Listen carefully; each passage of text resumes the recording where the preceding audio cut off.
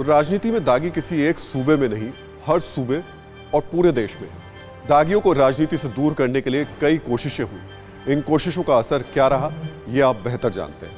हम आपको उत्तर प्रदेश विधानसभा की अब थोड़ी सी जानकारी दे देते हैं।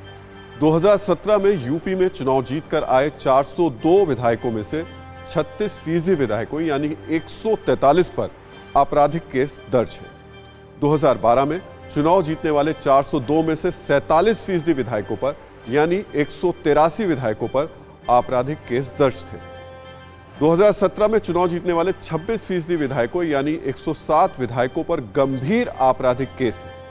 2012 में चुनाव जीतने वाले 24% विधायकों यानी 90 विधायकों पर गंभीर आपराधिक केस दर्ज थे।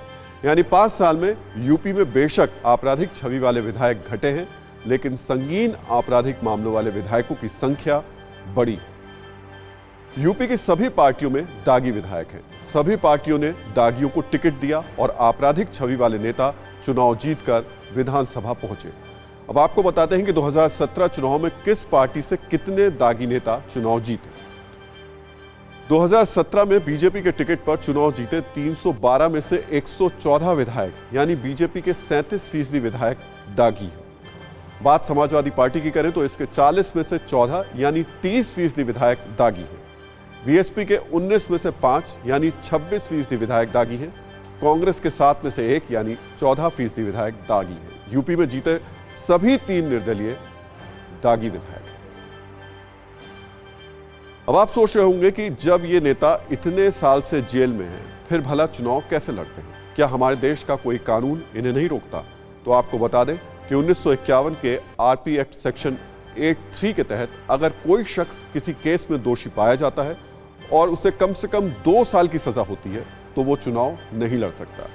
मगर इन नेताओं के साथ प्लस पॉइंट यह है कि इनमें से ज्यादातर दोषी नहीं पाए गए, बल्कि इन पर सालों से मुकदमा चलता ही जा रहा है। अब इसे आप प्लस पॉइंट समझें या नेगेटिव पॉइंट समझें। एक तरफ राजनीति में पारदर्शिता और स्वच्छता की बात हो रही है, तो दूसरी तरफ 2009 से 2019 तक लोकसभा में दागी सांसदों की संख्या लगातार बढ़ी है।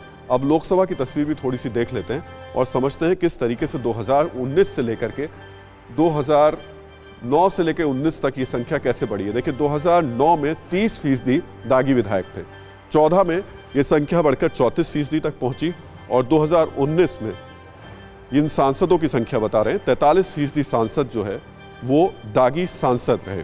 तो ये लोकसभा की तस्वीर आपको बताते हुए चल रहे हैं। साल 2014 में जिस तरीके से लगभग 185 यानी 34% सांसद दागी थे, 2009 में लोकसभा चुनाव जीते 162 यानी 30% सांसद दागी थे।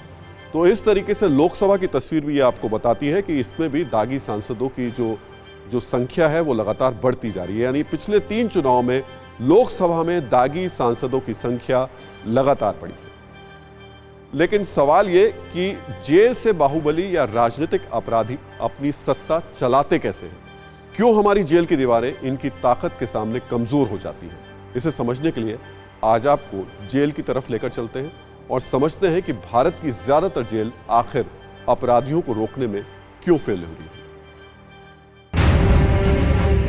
राजस्थान में जोधपुर की फलौदी जेल की ये तस्वीरें देश की जेलों की सुरक्षा की हकीकत बयान करती हैं। इन तस्वीरों में वो वारदात कैद है जिसकी चर्चा आज देश भर में हो रही है। राजस्थान के सीएम अशोक गहलोत के गृह जिले से 16 कैदी जेल से फरार हो गए। इन कैदियों ने सुरक्षा में तैनात महिला सुरक्षा कर्मियों की आंखों में मिर्ची डाली और आराम से जेल से फरार हो गए।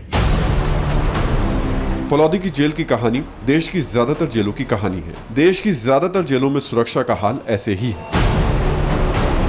जेल में कैद माफिया सरगनाओं तक आसानी से मोबाइल समेत दूसरे सामान पहुंच जाते हैं। हाई सिक्योरिटी जेल में चाकू, पिस्टल और दूसरा असलाह पहुंचाना मुश्किल काम नहीं। दुनिया का सबसे खतरनाक अपराधी चार्ल्स शोबराज 2 बार भारत के जेल तोड़कर भाग चुका है। देश की जेलें सिर्फ बदमाशों के लिए नहीं, आपराधिक नेताओं के लिए भी जेल सजा नहीं, आराम की जगह ही नजर आती रही है।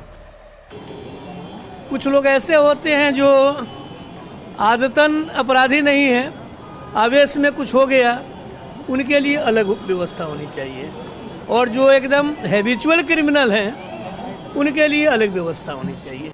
बात ज्यादा पुरानी नहीं है। नवंबर 2020 में बिहार विधानसभा चुनाव के बाद सूबे में सरकार बनाने की गहमागहमी थी।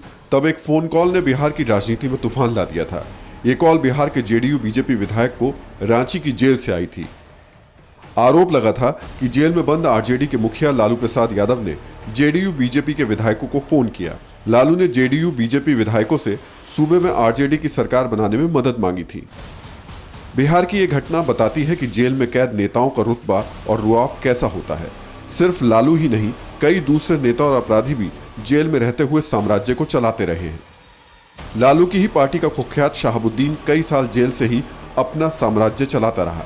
यूपी में अतीक अहमद पर जेल में रहते हुए रंगदारी वसूलने के आरोप लगे। जो लोग हैं उनको जो वीआईपी ट्रीटमेंट नहीं दिया जाए, उनके पास मोबाइल नहीं रहे, उनको मिलने वालों से उनका संपर्क नहीं हो, जरूर वो सामान्य अपराधी की तरह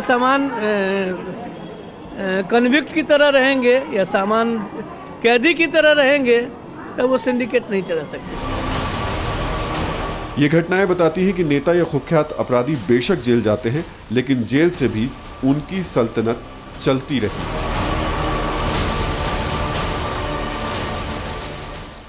परवाह देश की, सोमवार से शुक्रवार रात 10 बजे TV9 भारतवर्ष पर।